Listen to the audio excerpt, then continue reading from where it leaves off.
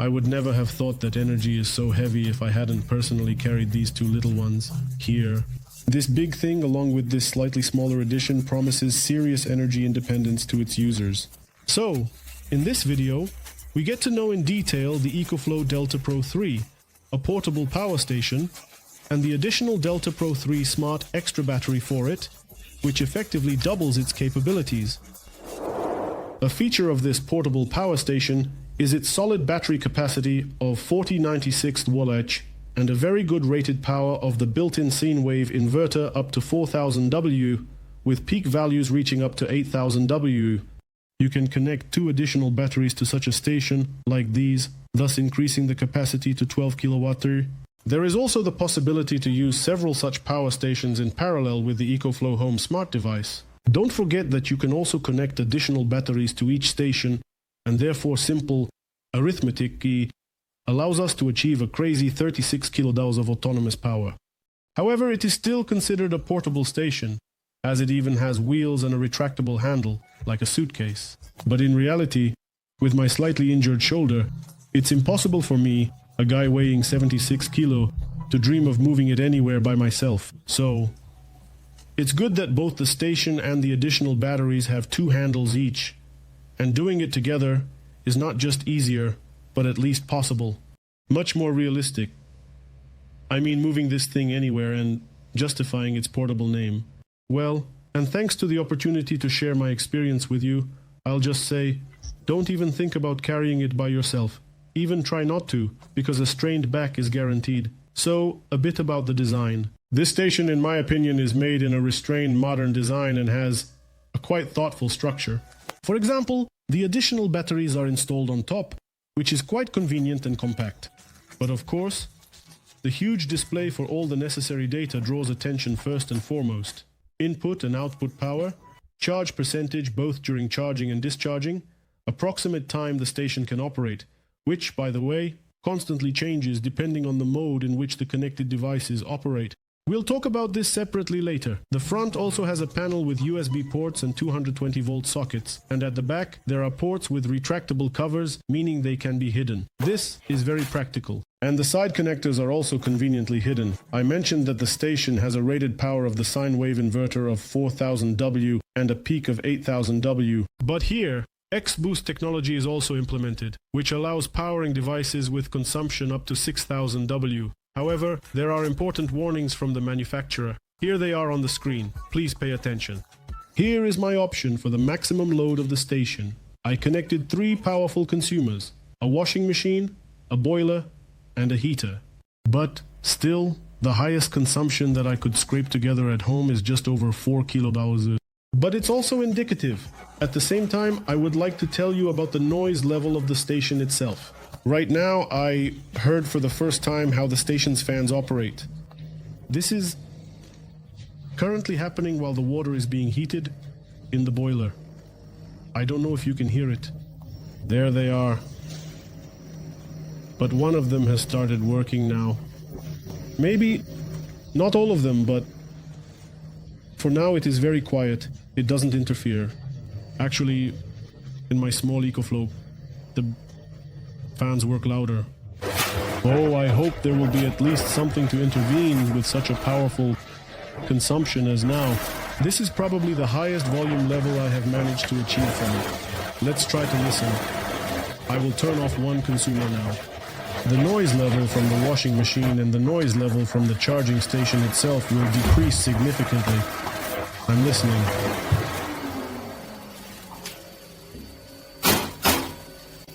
I hope you could hear how the fans have quieted down here. So this station can output 4000 watts even while charging, and it can be charged in many ways. More details on this a bit later. Well, in general, the station can function as an uninterruptible power supply or a sort of stabilizer. This is very relevant for us today, unfortunately. So let's simulate a power outage in the network. I just press the button. As you can see, nothing happened. Everything continues to work. Moreover, all of this operates in the correct mode. When there is power, it simply passes it through and the devices are powered from the network. and when there is no power, it supplies power from its batteries. The delay when switching between modes is 10 minis. Such a delay is not even noticed by quite sensitive devices. EcoFlow offers devices and solutions ready for consumption, and at this moment there is already the possibility of simultaneously combining two such portable stations. Well, I really like to use parentheses next to the word portable in relation to Delta Pro 3. Two such stations can operate through the EcoFlow 50 amp, hub and proprietary power input-output cables, or three such stations can be connected through the smart home panel with the same cables. Additionally, extra batteries can be added to each of them, and together it will have a solid capacity of 36 kWh in total. There is protection against reverse current here as well. But I hope that we as adults and conscious people will not experiment with this. I have an additional battery here besides the station. But, as you may have already understood, you can connect not one such battery here, but two. This means the capacity of the station itself can be tripled in such a setup. It is convenient and correct that additional batteries are installed on the station itself. There are like docking spots where the legs of the additional battery fit. And even to this new station, some models of previous additional batteries from EcoFlow can be connected. The protection of the casings from environmental influences here meets the IP20 standard, but whether this protection meets real-life challenges is a big question. Interestingly, the batteries inside the station are better protected than the station itself, so this set cannot be exposed outside in the rain. This should also be taken into account.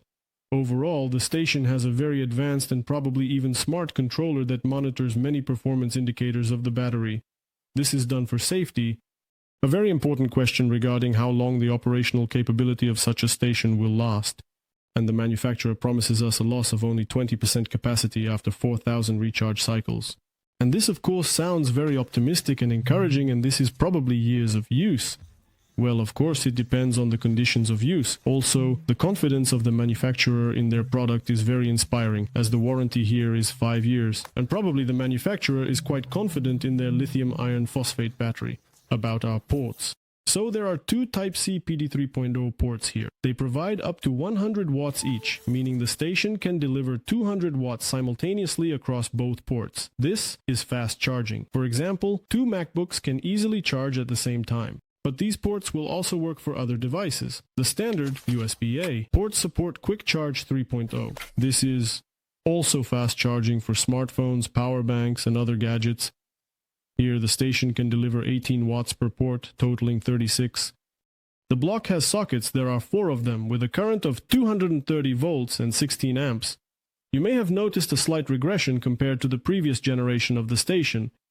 Here, you won't find a 12-volt car cigarette lighter socket. Sometimes it's quite convenient to have it on hand, but it's not here.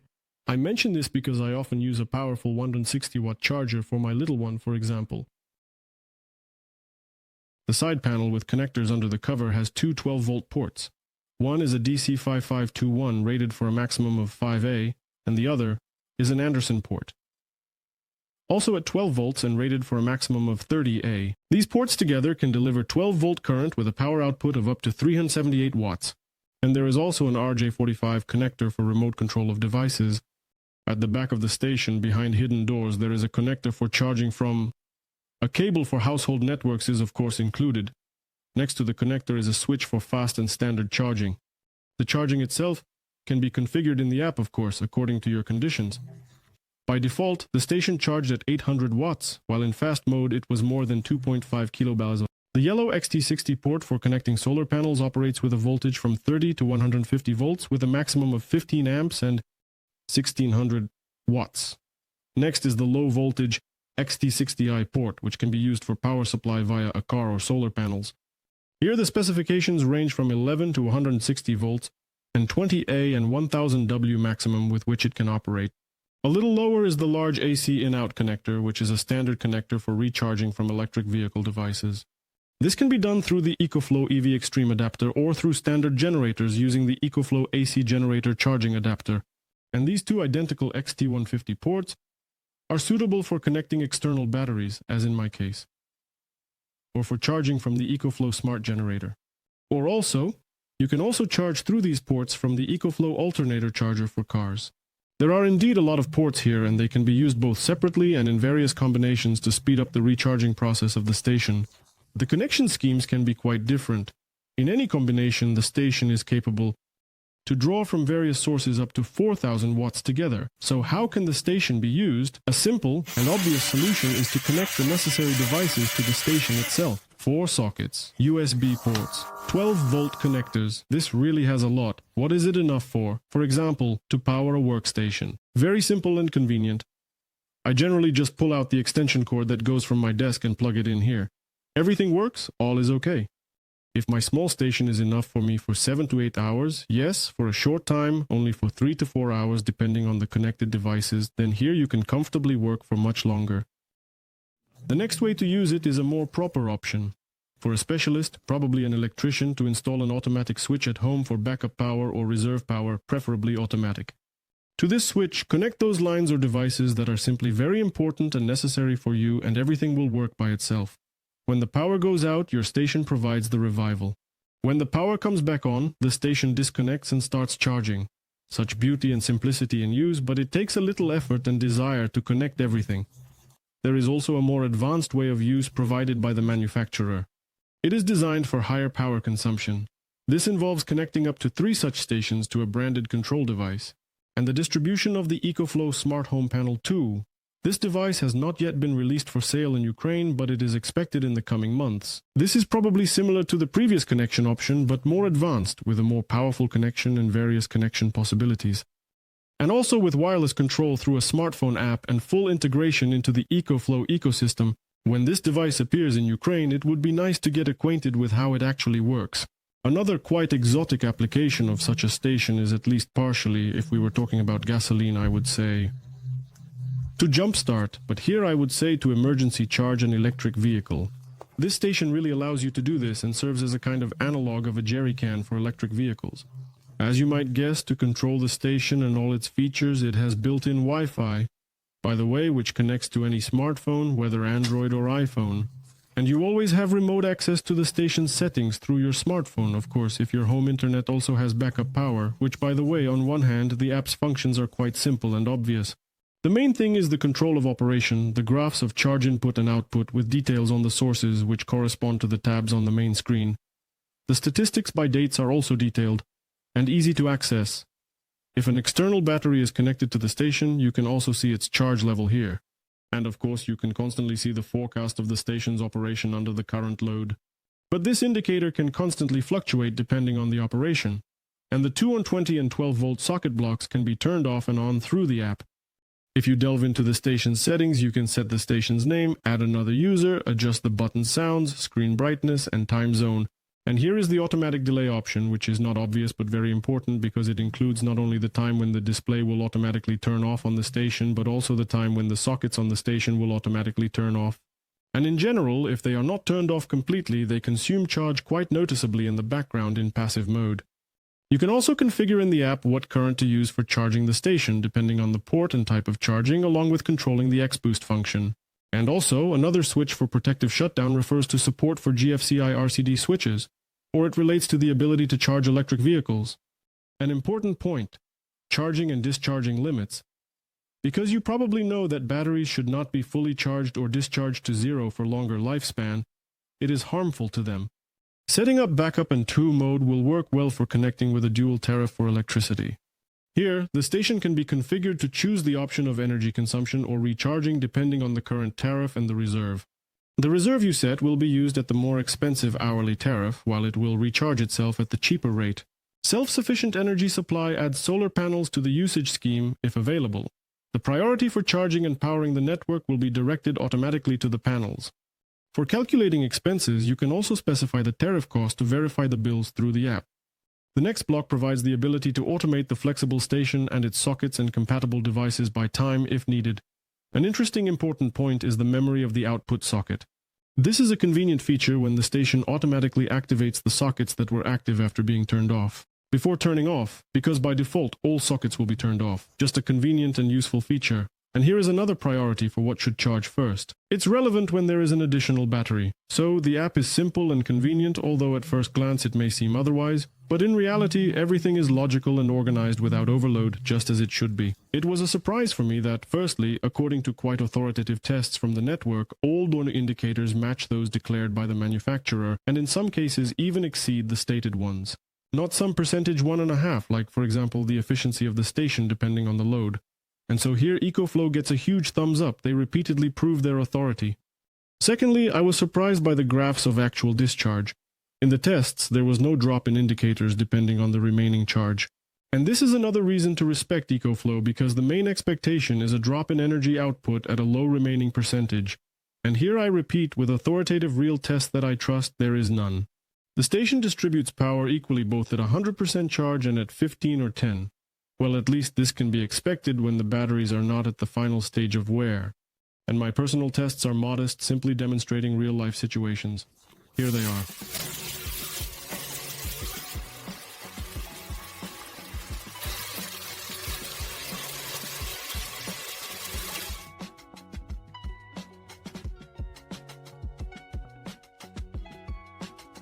Olga started the experiment with laundry from the portable charging station. The laundry has just now begun. As you can clearly see, the charging station still currently shows 100% charge. I was most curious about how much it would actually consume. The charge during the laundry is already showing on the washing machine's display. 1 minute and only 96%. This is despite the fact that the laundry has already lasted 49 minutes and will soon be 50. Our laundry has been successfully completed with only a 4% discharge. The extension cord is already connected. It is connected over there. Let's connect it to the water heater and see what will happen. We have 95% charge left. This is after the test with the washing machine. Let's set up the water heater. As you can see, it is disconnected from the power supply and connected to the extension cord. And I have a quite economical temperature set here. I wanted to set it a little higher. For example, let it be 60 degrees. Now it will start heating to the desired temperature.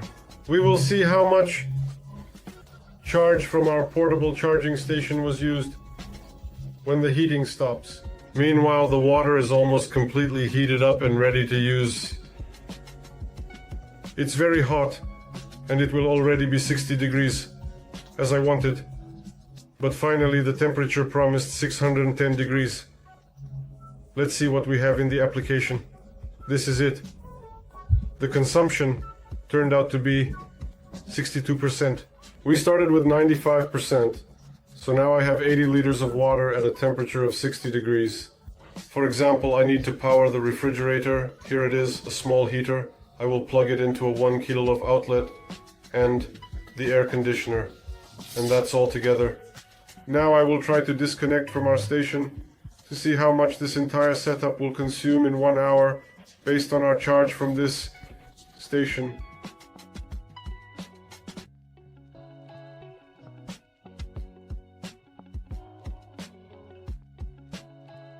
The timer for 1 hour has gone off exactly.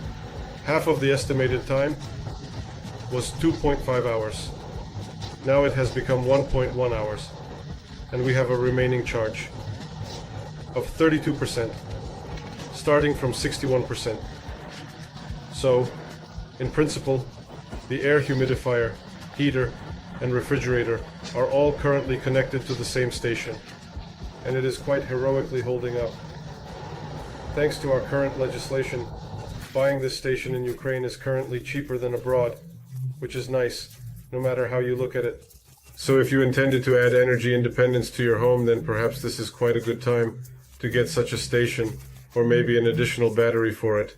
Also, note that all this time, while I was filming this review, all my lighting equipment around was connected to this station without an additional battery. And you can see how much energy it actually consumed during the time I was filming this review while this shoot was ongoing. And currently the app shows that 99% is remaining, and that's it. The forecast for usage is also 2 days and 14 hours in this mode. Very cool. You can set up filming with such a station anywhere, even in the forest, for a couple of days without any issues. As you can see, only 1% of the charge was used during the filming